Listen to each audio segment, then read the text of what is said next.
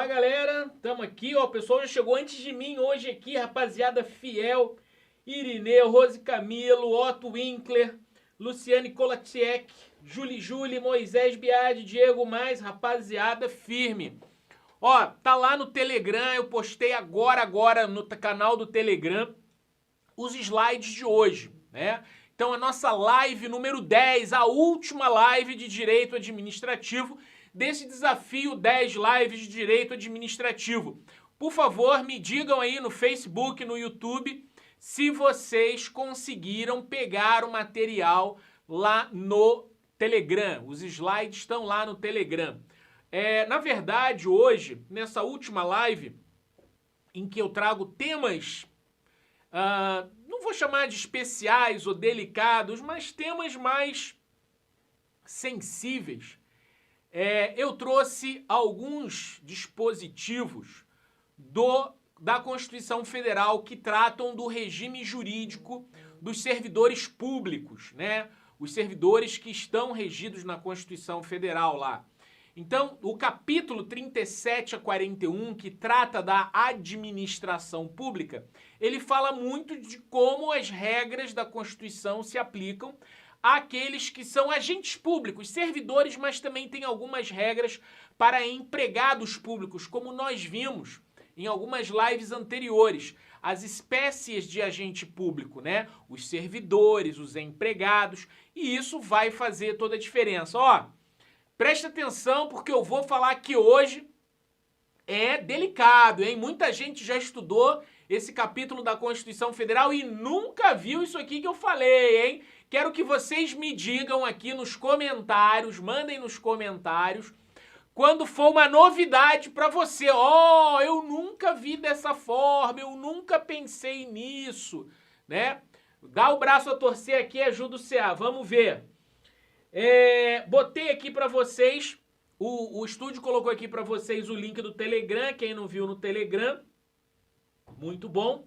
Ó, a Júlia tá convidando a rapaziada para participar das aulas preparatórias para o teste de aptidão física da carreira policial, ó. Tem um link aí, Júlia, tem um link para poder colocar, né? Ah, onde está escrito Moisés, na verdade é a Paula, né? Então, ó, quem quiser participar das lives da Júlia no Zoom, é no Zoom, né, Júlia? Então não tem como botar o link aqui. Mas procura a Júlia aí, manda mensagem para participar das lives preparatórias do TAF, ok? Muito bem. Vamos lá, porque hoje nós temos que tentar ver o máximo de dispositivos possível nessa nossa meia horinha da live de direito administrativo. Bem, passo o slide para eles, porque o primeiro dispositivo que eu quero destacar para vocês, pode passar, é o dispositivo logo do primeiro inciso, que fala sobre a acessibilidade de cargos para brasileiros e estrangeiros. E o que eu quero chamar a atenção de vocês é sobre o que a Constituição Federal fala que é requisito para brasileiro e requisito para estrangeiro. Qual é a diferença, né? Qual é a diferença dos requisitos que a Constituição Federal estabelece para brasileiros e estrangeiros acessarem cargos públicos? E hoje eu quero a sua participação. Escreve aqui nos comentários qual é a diferença que a Constituição Federal estabelece do acesso por brasileiros e estrangeiros a cargos públicos e empregos públicos, né? O que a Constituição Federal estabelece de diferença? Quem sabe escreve aí, hoje vamos ter prêmios, premiações, palmas e gratificações para quem acertar aí. Vamos lá, brincadeira, né? Mas vamos ver, eu vou aguardar o pessoal escrever aí qual a diferença que a Constituição estabelece no acesso por brasileiros e estrangeiros a cargos e empregos públicos. Bem, o que eu quero chamar a sua atenção é para você tomar cuidado quando você está estudando uma disciplina constitucional, né? E você tomar cuidado com as perguntas de prova. Porque o que está escrito na Constituição Federal? Aí você pode vir com uma certa lembrança, né? Eu quero ver se alguém aqui vai escrever algo do tipo, estrangeiro só pode acessar cargo de professor e técnico, estrangeiro só pode fazer concurso para universidade, instituição de pesquisa.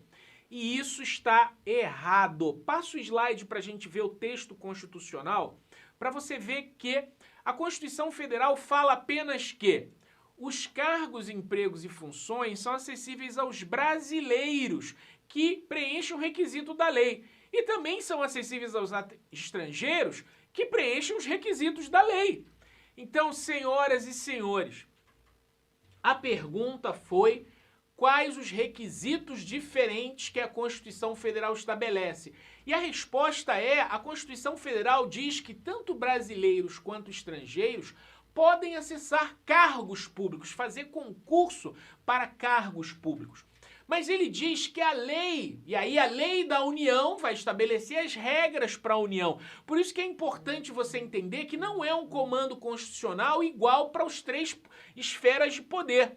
Então a Constituição diz que a lei da União vai estabelecer regras para brasileiros e estrangeiros. A lei do Estado do Paraná vai estabelecer regras para brasileiros e estrangeiros. A lei do município de Curitiba vai estabelecer regras para brasileiros e estrangeiros, ok? Então existe uma diferença e você não pode confundir. Para aqueles que, quando eu mencionei, cargo de professor técnico e cientista em universidade, instituição de pesquisa, é porque você já ouviu falar isso, se você estudou a Lei 8.112, que é a lei dos servidores federais. Essa regra vale para brasileiros e estrangeiros ocuparem cargos federais, ok? Então essa foi a primeira dica que eu dei aqui, né? Espero que o pessoal tenha percebido a diferença, porque isso pode cair na prova, né? Então, na Constituição Federal não existe uma distinção. O que existe é uma reserva para a lei estabelecer os requisitos. E aí agora a lei pode estabelecer restrições, como, por exemplo, dizer que o estrangeiro é só para professor técnico e cientista, tá? Então, essa é a primeira dica de hoje, ó. Me diz aí se vocês já sabiam, me diz se vocês já sabiam. Se você não sabia e aprendeu agora, já sabe, né? Deixa aquele like bacana no vídeo, né? Quem não se inscreveu no canal, se inscreve, compartilha com seus amigos aí. Vamos ver mais uma dica. Passa aí para ver mais uma dica, que é o dispositivo que fala... Não, pode passar, isso é só uma imagem. Que fala sobre a investidura em cargo público. Passa mais um lá. O concurso público, me diga se é verdade ou não, o concurso público é um requisito indispensável para investidura em todo cargo e emprego público? Para você ocupar qualquer cargo e emprego público, você precisa passar num concurso público, né? Por que eu quero chamar a sua atenção nesse momento? Qual é a sua resposta? Me diz aqui, é verdade ou não? É verdade ou não? Todo cargo e emprego precisa de um concurso público? Passa lá o slide para a gente ver o texto da Constituição que diz assim, ó. Os cargos e empregos, né, eles precisam de prévia aprovação em concurso público, ressalvados os cargos em comissão. Olha só, quando eu falo em cargo público, eu estou falando de um gênero que tem 2 espécies. O cargo efetivo, que esse obrigatoriamente é por concurso, e o cargo em comissão, que ele é de livre nomeação e exoneração. O novo superintendente da Polícia Federal no Amazonas, né? Livre nomeação e livre exoneração. Não agradou, sai, né? Já o cargo efetivo precisa de concurso. Então, quando eu falo todo cargo público precisa de concurso, tá errado. Porque todo cargo efetivo, o cargo em comissão, que é um cargo público, não precisa de concurso. Agora, o emprego público, ele não tem essa variação, não existe emprego de confiança, né? É emprego público e é concursado. Beleza? Ó, mais uma dica para vocês aí. Pode passar para eles lá, né? Ah lá, alguém já respondeu, tem os cargos em comissão, bacana, né? Essa daí o povo costuma errar. qual a característica prevista na Constituição Federal para os prazos em concursos públicos? Quem sabe essa? Qual a característica prevista na Constituição Federal para os prazos em concursos públicos? Escreve aí para mim no comentário, vamos lá, deixa de preguiça, escreve aí no Face, escreve no YouTube, escreve no Instagram, onde você estiver assistindo, qual é a característica? Ah lá, o Diego já escreveu, prazo de até 2 anos. Era isso que eu queria que respondessem, entendeu? Porque as pessoas costumam falar assim, prazo até 2 anos, prorrogável uma única vez por igual período. Passa o slide. Porque você, na verdade, está confundindo com um dos dispositivos da Constituição Federal. Aquele que fala da validade do concurso. Então, existe o prazo da validade do concurso, que é o prazo que a administração tem para poder nomear os aprovados. Mas esse não é o único prazo que se aplica a concursos públicos. Esse prazo é um prazo para a administração, para ela agir, para ela nomear. Depois que o concurso é homologado, tem um prazo que vai estar no edital de 6 meses, 1 ano, 2 anos, no máximo, né? Que pode ser prorrogado ou não, mas não era isso que era para falar. O que eu queria chamar a atenção, passa o slide, é porque existe na Constituição Federal, e toma cuidado com isso, muita gente não vê, que é o prazo dos aprovados. Então tem o prazo da administração para nomear os aprovados, e tem o prazo dos aprovados que foram convocados para aparecerem. Passa o slide lá. Porque este prazo é improrrogável. Então a pergunta é, e os prazos no que tange a concursos públicos? O prazo da administração é prorrogável, o prazo do aprovado é improrrogável.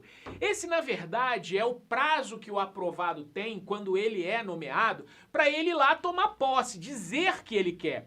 E durante esse período, ele está resguardado, né? A vaga está guardada para ele, está reservada para ele, e nem quem for aprovado em concursos posteriores, então existe até a possibilidade de um outro concurso posterior, ele não vai ser preterido. Então a pegadinha hoje é dizer que o prazo de validade da administração é prorrogável. O prazo de convocação dos aprovados é improrrogável. Administração, prazo prorrogável. Aprovado, prazo improrrogável. Ok, ó? Essa daí é novidade também. Muita gente costuma estudar o capítulo da Constituição e não presta atenção nisso. Não presta atenção nisso, né? Professor, mas quanto detalhe? Falei, pois é, são 23 anos que eu leciono essa disciplina, né? Eu já escrevi alguns livros sobre o tema, né? E para escrever meus livros, obviamente, eu li uns 30 livros sobre a Constituição Federal e a sua interpretação jurisprudencial, doutrinária, ou seja o que for. Beleza? Tudo isso mastigadinho para você aqui só na maldade. Só para você acertar o que ninguém vai acertar na prova, ok? Passa o slide para a gente passar mais uma dica que eu selecionei para você. Veja que eu não vou colocar, pode passar, eu não vou colocar todos os dispositivos do artigo 37, apenas os que eu quero chamar a sua atenção, né? Afinal de contas, nós já estamos na metade da live. Na quinta-feira agora, dia 29 de abril, né, será o nosso webinário Como Estudar Direito Administrativo. Nesse webinário eu não vou falar sobre temas do direito administrativo, mas sim como você afiar o seu machado, como você organizar o seu estudo para gabaritar o direito administrativo, entender de forma descomplicada o direito administrativo, ok? O pessoal dizendo que o áudio tá maravilhoso, a Camila dizendo que tá... A Camila, futura delegada da Polícia Civil, dizendo que está a postos aqui, chegou a Camila, deve ter botado os nenéns para dormir, né? Então, ó, a outra dica de hoje é a dica que vai diferenciar, muita gente chama indiscriminadamente cargo em comissão de função de confiança. E existe diferença entre cargo em comissão e função de confiança. Na verdade, existem semelhanças e existem distinções, né? Uma coisa é uma coisa, outra coisa é outra coisa. Primeiro que um é um cargo, o outro é uma função. Depois que um é comissão e o outro é confiança. Mas vamos ver o que isso significa. Passa lá o slide, porque a pergunta que chama a atenção para você é: o que é que o cargo em comissão e função de confiança tem de semelhança e o que é que ele tem de diferença? Você precisa saber isso aí. Semelhanças e diferenças, ok? Se fosse uma aula de 2 horas de duração, eu faria um quadro para vocês. Semelhanças, isso, isso e isso. Diferenças, aqui e aqui. Mas aqui a gente vai ter que passar isso um pouquinho mais rápido, mas você pode fazer no seu caderninho aí. Espero que você esteja assistindo essa live no seu caderninho. Passa lá o slide para a gente ver do texto constitucional o que está falando aqui. Tudo que eu estou falando aqui, vocês estão vendo que é apenas a interpretação do texto constitucional, né? Então veja, semelhanças. Tanto cargo em comissão como função de confiança são de livre nomeação e exoneração. Então você é nomeado para uma função de confiança porque você é um queridinho do chefe. Você é nomeado para um cargo em comissão porque você é um queridinho do chefe. Outra semelhança, além da livre nomeação e exoneração. As funções de confiança, o cargo em comissão, necessariamente limitam-se a atividades de chefia, direção e assessoramento, ok? Tem que ser essas 3. Direção, chefia e assessoramento. Isso é uma outra semelhança, tá? Agora vamos às distinções. Primeira delas, a função de confiança só pode ser nomeado quem já ocupa um cargo efetivo. Ou seja, para ocupar uma função de confiança, você tem que anteriormente ter sido aprovado num concurso público para um cargo efetivo. Então, função de confiança é para cargos efetivos. Uma outra distinção. A função de confiança, por ele ser apenas uma função e não um cargo inteiro, ele é uma atividade, uma função, você exerce ela junto com as atividades do seu cargo efetivo. Então você passou no concurso e você é investigador de polícia civil, você é policial rodoviário e você foi nomeado para a função de assessor de imprensa. Então você vai desempenhar as funções do cargo efetivo de policial e vai cumulativamente desempenhar as funções de confiança, né, de assessor de imprensa. Já o cargo em comissão, e aí você vai acumular remuneração também, né? Você tem a remuneração do cargo, o subsídio do cargo, e acrescenta, né, o adicional de chefia, direção e a gratificação, direção, chefia e assessoramento, ok? Agora, o cargo em comissão, ele é diferente. Para você ocupar o cargo em comissão, você fica afastado do cargo efetivo. Essa é a regra geral, tá? Tem uma pequena exceção que não vale a pena falar aqui agora, mas antes que alguém diga, professor, tem uma exceção.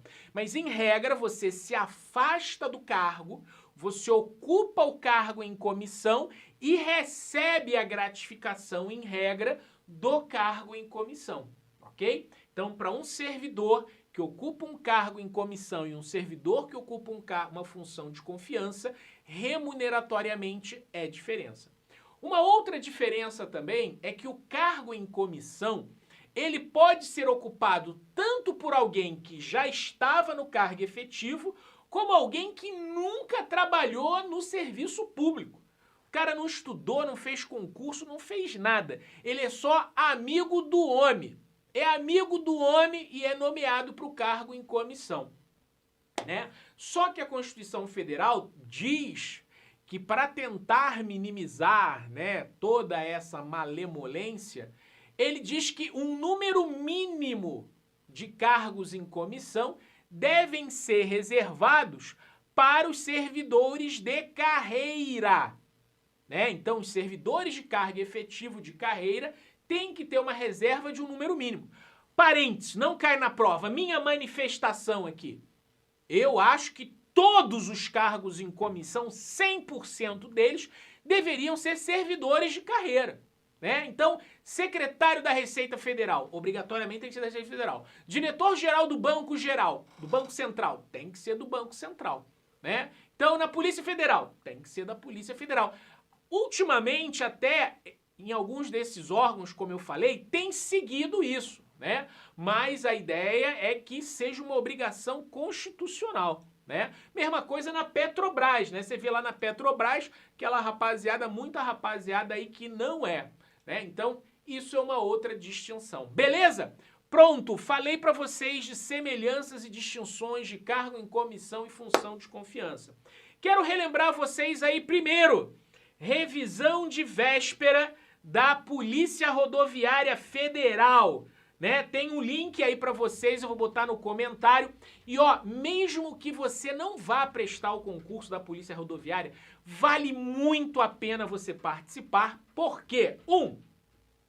Disciplinas como português, matemática, informática, administrativo, constitucional, caem em todos os concursos. Né? Até penal e processo penal vale para muitos concursos.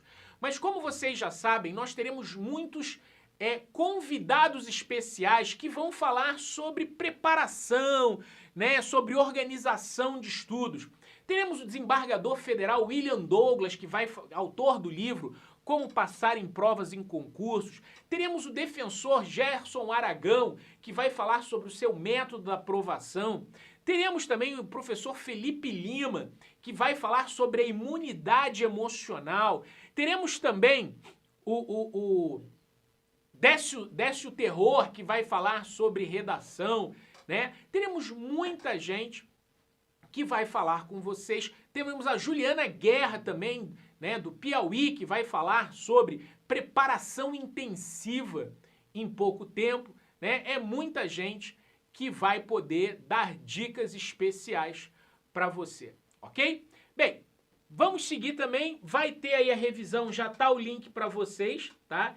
Isso aí com prova confirmada ou prova adiada. Aliás, me diz aí o que vocês acham. Vai adiar a prova da PRF ou não? 9 de maio, vai adiar a prova da PRF ou não? O que você acha? Adiando ou não adiando, vai ter a semana, a mega semana de revisão da PRF. Agora, se você está inscrito na mega semana de revisão, eu quero dar uma dica para você, que é a possibilidade de você trabalhar como VIP. Trabalhar, que eu digo, é assistir como VIP. Você, como VIP, vai ter várias vantagens.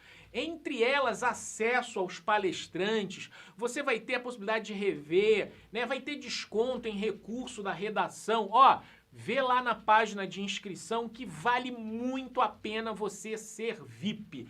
Vagas limitadas para o pessoal que vai ter um tratamento VIP na revisão de véspera. A revisão de véspera é gratuita, as vagas VIP, elas têm lá uma contribuição simbólica para você poder ir lá. Eu digo que só o desconto no recurso da redação vale R$200 o desconto, hein? Fique esperto você aí para ser VIP na mega semana de revisão de véspera da Polícia Rodoviária.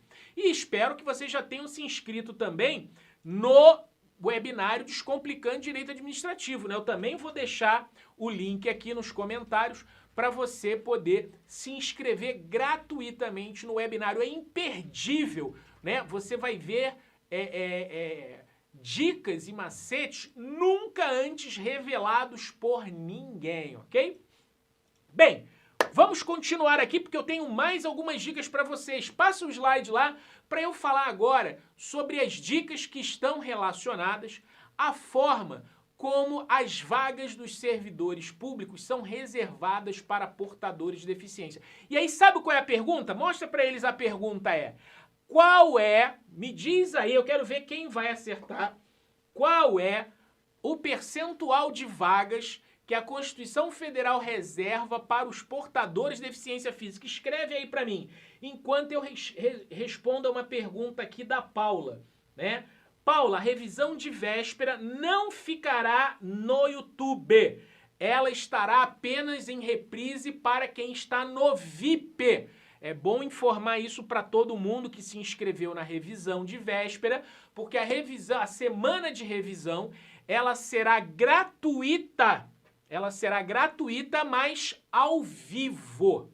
Para quem precisar assistir reprises ou várias vezes, apenas na plataforma Hotmart, para quem adquirir o pacote VIP. E essa é apenas uma das vantagens do VIP, hein? Eu tenho certeza que o pessoal tem essa dúvida, estúdio. É bom você reforçar mais ainda com a rapaziada, ok? Ó, a Rose Camilo falou que a Constituição Federal reserva um percentual mínimo de 5 e máximo de 20. Olha, muito obrigado aí pela participação, Rose Camilo, e a todos que estão participando, escrevendo, porque a ideia é realmente trazer à tona essas confusões que estão na cabeça de vocês. Então, mais uma vez, eu mostro para vocês, mostra lá para eles, que a Constituição Federal não fala nenhum número de reserva de vagas para portadores de deficiência. Pelo contrário, a Constituição diz o seguinte, ó, a União, na lei dela, vai dizer o percentual. Aí na Lei 812, Rose, realmente a Lei 812 fala que é até 20%, não fala em mínimo, como você disse. Na esfera federal, o que vale para cargos e empregos é até 20%. Mas você vai ver que em alguns estados, né, como é o caso do estado do Paraná, no Poder Judiciário do estado do Paraná, o percentual de vagas é 5%. Então a confusão aí de 5, 20 é porque às vezes você está vendo o percentual da lei federal, percentual da lei estadual, percentual da lei municipal. Mas o meu objetivo aqui hoje é falar para você sobre essa confusão com a Constituição. Hoje a aula é de Direito Administrativo Constitucional. E o que eu estou falando aqui, eu aposto que 99% dos alunos errariam 99% do que eu estou falando aqui. Porque eu separei só os dispositivos que ao longo de 23 anos eu vejo que as pessoas erram. As pessoas erram isso. A Constituição Federal não reserva nenhum percentual de vagas, ok? Então essa foi a pegadinha, ó, ensinando um monte de coisa hoje, ensinei um monte de coisa pra você hoje. Beleza, vamos que dá tempo de mais uma. Passa lá que eu vou dar mais uma dica pra você hoje, que é sobre os atos de improbidade administrativa. Quem já estudou improbidade administrativa, passa lá mais um slide, deve ter uma ideia de quais são as penalidades para improbidade administrativa. E eu vou acelerar antes que você responda para poder dizer o seguinte: quais as penas que estão na Constituição Federal e quais as penas que estão apenas na Lei de Improbidade, a Lei 8.429, que é uma lei que vale para a União, estados e municípios. Ó, um caso de legislação que atinge, né, as 3 esferas de poder. Então coloca lá, a Constituição Federal diz: os atos de improbidade importarão em suspensão de direitos políticos, não é perda, é suspensão, apenas suspensão, perda do cargo público, indisponibilidade dos bens e ressarcimento ao erário. Então, a Constituição Federal só fala em 4 penalidades. E a minha pergunta é: quais as penalidades previstas na Constituição Federal, né? Então, 4 penalidades. Mas aí existem outras penalidades que você não pode errar na prova, porque ele pode botar no enunciado, assinale alternativa, que não tem penalidades de improbidade previstas na Constituição Federal. E aí, a resposta, né? Quais não estão na Constituição Federal? A multa, a proibição de contratar com o poder público, a proibição de conseguir subsídios, incentivos, creditícios fiscais e econômicos, porque essas sanções, elas estão na lei, elas não estão na Constituição, elas estão na lei, ok? Então é disso que se trata a pegadinha aqui. Quais as sanções que estão na Constituição e quais que estão na lei. Para você que está desesperado arrancando os cabelos, olha, eu tô trazendo para você aqui só a maldade da maldade, que eu sei que as pessoas que estão num nível, você quando começa a estudar de 0 a 100, você começa no 0, Aí você chega até os 60%, 70%, até 80%, você chega muito fácil estudando sozinho. Mas olha, para você passar em primeiro lugar num concurso, você tem que saber alguma coisa que as outras pessoas não sabem. Você tem que acertar o que os outros não acertam, meu querido. E ó, para você ir nesse além, eu te dou a dica, né? Vá assistir a mentoria, né? Vá assistir o webinário de Direito Administrativo dia 29. Não perca de jeito nenhum, apenas ao vivo. Apenas ao vivo. Não haverá gravação do webinário, apenas ao vivo. Essa é a dica que eu dou para vocês. Quinta-feira, dia 29 de abril. Imperdível. A primeira vez em 23 anos que eu tô fazendo esse webinário. É a primeira vez, hein? Resolvi fazer isso daí para poder auxiliar todos vocês que estão se preparando para todos os concursos da Receita Federal que vai ter, da área fiscal, né? Do ICMS Paraná, o INSS que vai acontecer, todos esses concursos, o direito administrativo será fundamental. Nosso tempo já acabou, mas deixa eu passar só mais umazinha, vai, estúdio? Me permita aí, por favor, quebrar o seu script. Só mais umazinha, pode passar, pode passar. Qual é a pena? Não, essa é fácil. Passa mais rápido aí, passa mais uma, passa mais uma. Essa daí é qual a penalidade que nunca prescreve é o ressarcimento ao erário. Mas não é essa que eu queria falar, não. Mais uma, vai. Essa, pronto. Essa é a última, né? Me diga aí, eu quero ver Rose Camilo, Paula, Júlia, Camila. O que a Constituição Federal diz que acontece com o empregado do Banco do Brasil eleito para o mandato de senador, tá? Parta, né? É para o mandato de senador. O que acontece com esse empregado do Banco do Brasil? O que acontece com o cargo dele? O que acontece com a remuneração dele, né? Então a pergunta é: o que a Constituição Federal diz que acontece com o empregado do Banco do Brasil eleito? Como o nosso tempo já acabou, eu não vou poder aguardar vocês responderem, o delay do YouTube aí, do Facebook. Então a resposta já está logo no dispositivo do caput do artigo 38. Coloca lá, passa para eles, porque é o seguinte, a Constituição Federal, pode passar, diz que o servidor ocupante de cargo, emprego e função, o servidor ocupante da administração direta, autárquica e fundacional, aplicam-se essas disposições. Então vejam, o artigo 38 da Constituição Federal cria regras apenas para a administração direta, autarquias e fundações. Qual foi a pegadinha que eu chamei? O que a Constituição Federal diz que acontece com o empregado do Banco do Brasil? O Banco do Brasil é uma sociedade de economia mista. Então, o artigo 38 não se aplica ao Banco do Brasil, não se aplica à Petrobras, não se aplica à Caixa Econômica Federal, que são sociedades de economia mista e empresas públicas, né? Então, o artigo 38 que diz que o servidor da administração direta, autárquica e fundacional, eleito senador, ele ficaria afastado do cargo e receberia o subsídio de senador, né? Então, é o afastamento para o exercício da função. Mas essa regra é válida para o servidor concursado estatutário do cargo efetivo da administração direta, autárquica e fundacional.